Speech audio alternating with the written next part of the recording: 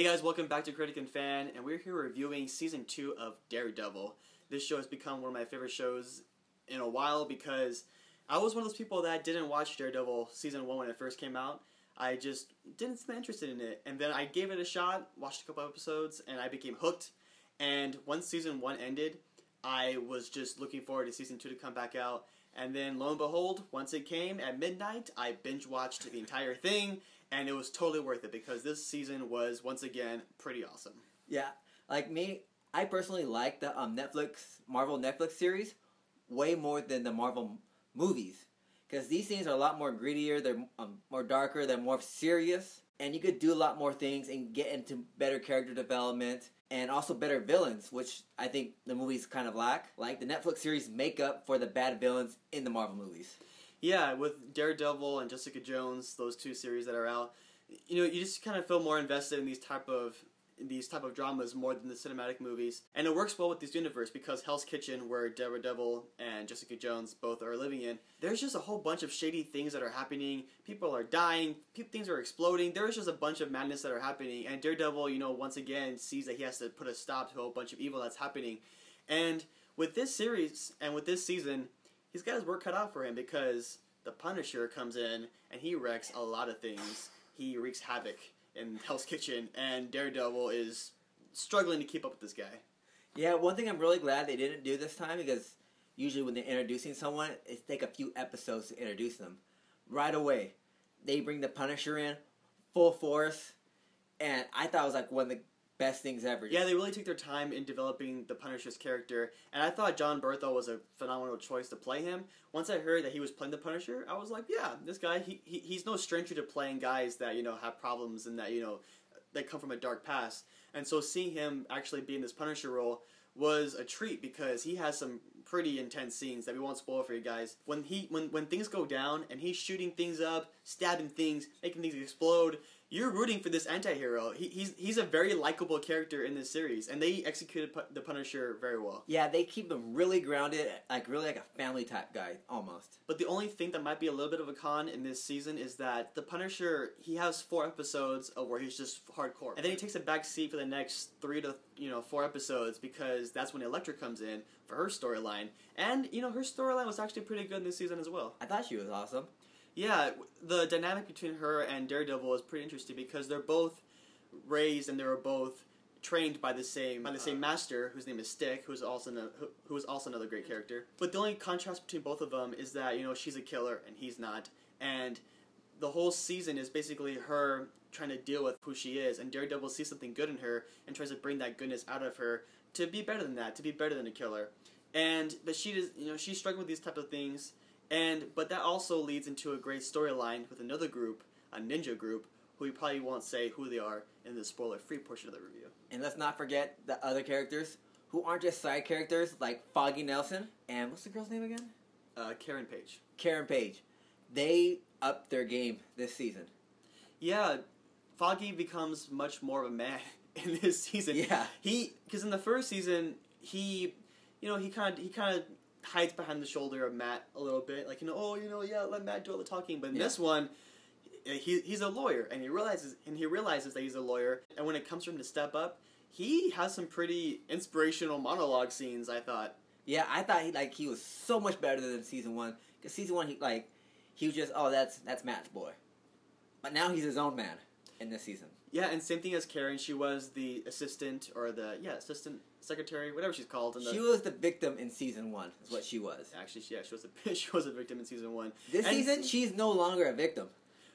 In some parts, but for the majority of the season, she steps it up as well, where she's investigating stuff now. She's breaking into houses, she's breaking into rooms, she's just doing all these things. She's doing what's necessary to get down to this story and to get down to the truth. And you just see her grow a lot more in this season, and they did a good job with her, actually. Yeah, one con-ish thing, I would say, it does start after episode 4 when they bring Elektra in, even though I love her in it. It does start to feel a bit overcrowded. But since it's a span over 13 episodes, I think they did handle it very well, but at times it does feel a little bit overwhelming. But it doesn't really take away from the story. I think it helps a little bit. Because you kind of feel the pressure on Matt Murdock. Yeah, this show is called Daredevil, But the first 4 episodes, I was really invested in the Punisher, and then he takes a back seat for the next couple episodes, and I was like, all right, like I got my dose of the Punisher, and then it is Daredevil's show, so when he's in it, I'm like, all right, he's in it, cool. When's the Punisher gonna show up again and do something? And then Elektra's in, and her scenes and her storylines are great too. And then once again, when it's just all Daredevil, you're kind of like, well, I kind of want to see more Elektra too in her story. So with the content that they had for this season, it can get kind of convoluted at times, but for the most part, they do a pretty good job in balancing everybody together. And that's the beauty of having a TV series as opposed to a cinematic movie. It's just you have time to do stuff. And this season, even though it's not as great as season 1, it's still a solid, good season. The fighting in this series, I think they upped their game in the fighting. Definitely, for sure. Like, they took it from like a 10 to like a 12. They didn't just take one step up, they took several steps up here.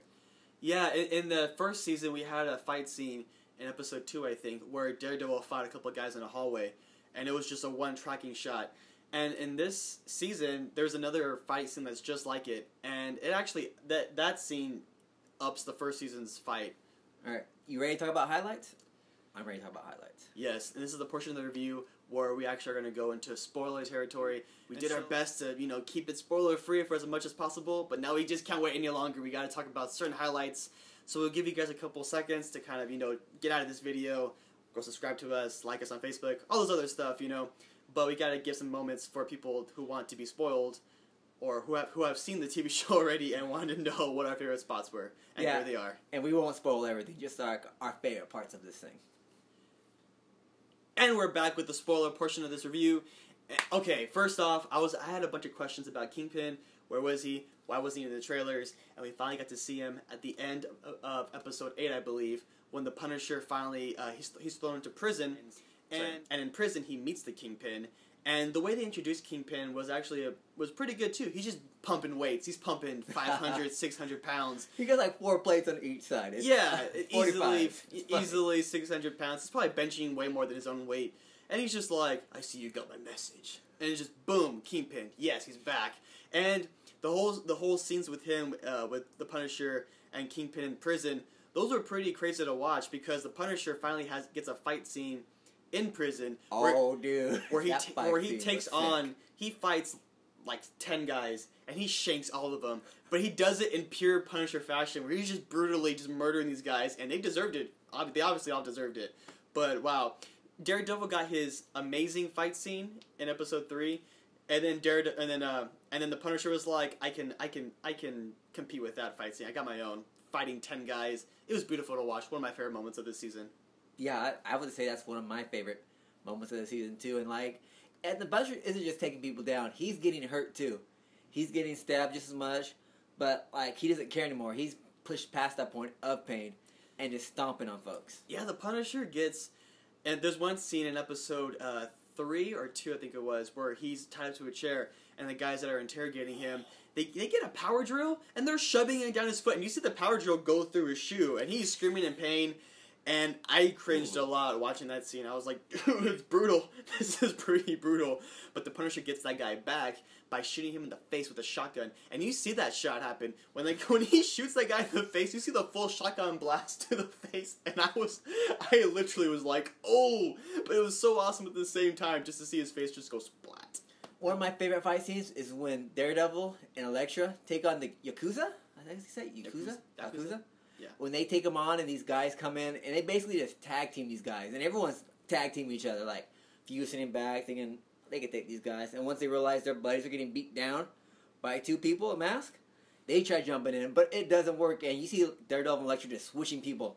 Like, Daredevil's fighting one person, Elektra's fighting one person, and they just switch. Yeah, I mentioned in the spoiler-free portion of the review where the dynamic between Daredevil and Elektra is pretty interesting to watch because she's a killer and he's not. And there's a scene where she was about to stab one of these ninja guys and Daredevil tells her to not to because, just don't do it, you're better than this. And she pauses for a second, and then that's when the ninja guy slices her stomach open. And she doesn't die, but that was a moment where she was really struggling with herself because she's like, hey, if I didn't hesitate to kill this guy, I wouldn't have had this gash on my stomach right now. And so I thought that was pretty cool that that happened to her, so that extra storyline could continue for her. But at the same time, when she got slashed, I was like, no, she's probably gonna die a lot faster than what. It's like, how can you survive a full-on sword swipe to your stomach? But she did, because she's Elektra and she's awesome. Okay, so one of the characters that comes back from season 1 is the character of Nobu, who was that ninja guy with the rope blade things that basically cut up Daredevil and left him a bunch of scars on his chest. And so, when we last left him, I think he was burning, right? He was in flames. Yeah, he was on fire. He was left for dead, basically. I think they actually did think he was dead. And he comes back. He's got a whole burnt face on the side and everything. And when you first see him, you're like, hold on, you're dead. And everyone's thinking the exact same thing. And then you realize that the Hand, which is the organization that he's a part of, or I think he's actually in charge of as well, they found the secret to immortality. And so when you find that out, you're like, alright, this guy's back, so can you kill him? And for a long time, it kind of seems like you can't, because he keeps falling super long distances, he keeps getting stabbed and stuff, but he always bounces back, he always comes back, so you're always wondering, how can you get rid of this guy? And at the end of the season, we finally see Stick take him out awesomely, because he wakes up off the ground with his eyes open after taking a 30-foot fall, and once he wakes up, like he always does, because, you know, he's immortal, Stick just stabs him, and then just cuts his head off. That was amazing. That was one of the most perfect endings to a villain I've seen in a while, because it was totally not expected. Yeah. And one thing I was slightly disappointed about, but then they redeemed themselves, was I didn't see too many crossovers with main characters. Yeah, they made a reference here and there, and there was like a few lawyers who crossed over from Jessica Jones. Mm-hmm. But at the very, very end of the season, if you wait till after all the credits, like Marvel freaking does all the freaking time, you get to see Luke Cage for a second. Well, a couple seconds. Which I thought was awesome. Yes, I think it looked like they were at the boxing gym that Matt Murdock goes to all the time. What do they say? I haven't watched it. I didn't even know this end credit scene. You spoiled it for me. Ironically, right? You spoiled for me the end credits. At the very end, my spoiler pushing he shows up at the gym, the boxing gym where Matt Murdock, the Daredevil, trains and practices his boxing stuff. And then these guys come out. I can't remember exactly how it happens, but they basically pull out their guns, and he's like, "Oh, you must not know who I am." I probably shouldn't say it like that. They pull their guns out. And he's like, "Oh, you guys don't know who I am." And they start shooting, and of course it just bounces off. That's pretty much how it ends. So those were some highlights for us for this season. What do you guys think? If you guys have seen it already, did you like it more than the first season? Did you think it wasn't as good as the first season? What are you guys' thoughts? Are you guys excited to see Daredevil, Luke Cage, and eventually Jessica Jones team up together for the Defenders? Who's the third character again? Iron Fist. Iron Fist. Excited to see him too. Alright guys, thanks again for watching. If you guys like what you see, subscribe and leave a comment below.